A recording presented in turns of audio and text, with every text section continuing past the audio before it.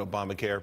The White House late last night said that it will end billions of dollars in payments to insurers unless Congress can reach some sort of bipartisan deal on health care.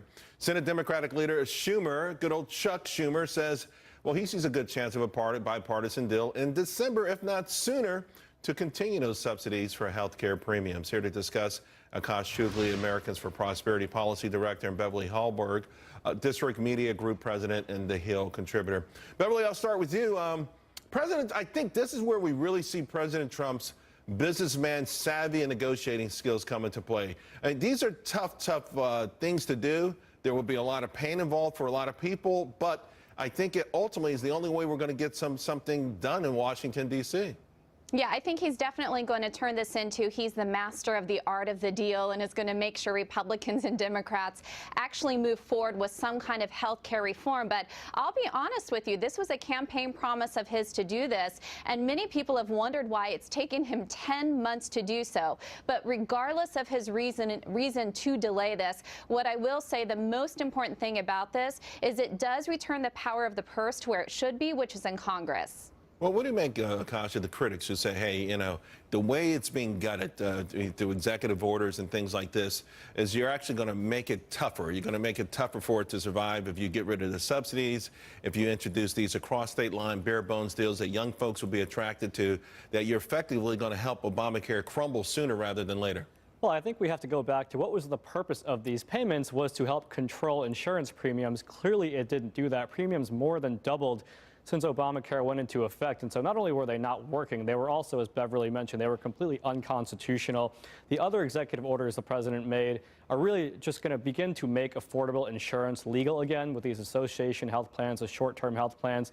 These are temporary fixes, but we really do have to keep the pressure on Congress to repeal Obamacare and move forward in a free market direction, but certainly applaud these decisions this week. Beverly, what about the notion now that now it officially belongs to President Trump? You know, again, Democrats saying, hey, you've done a spiteful series of moves. Now you've broken this thing and you're the new owner of it.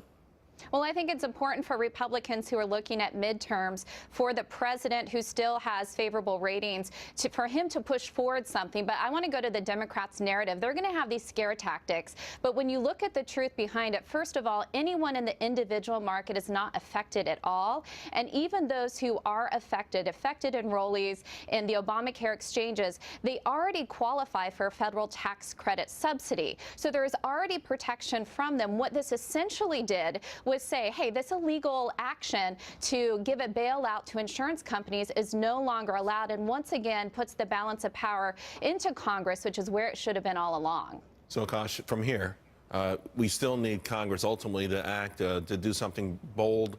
Listen, a lot of people, you talk about President Trump's campaign promises, right? They wanted really the Republicans to repeal and replace. That's off the table for a variety of reasons. How close can we come to something as authentic replacement? Well, I think there's more the president can do between 1332 waivers, actuarial value. So there's more he can do to help lower premiums, but the pressure has to be on Congress. And I think, you know, whether or not they get tax reform done, they will have to score a victory for conservatives next year to excite them before they go to the polls. I think health care continues to be an opportunity to do so, and as close as they can get to repeal is not only what they need politically, but what the American people need and deserve, which is, again, to make affordable insurance legal again and bring down those premiums. Yeah, the Affordable Care Act, just not so affordable, that's for sure. Guys, thank you both very, very much. The death toll, meanwhile, rising from those wildfires raging out of control in Northern California. And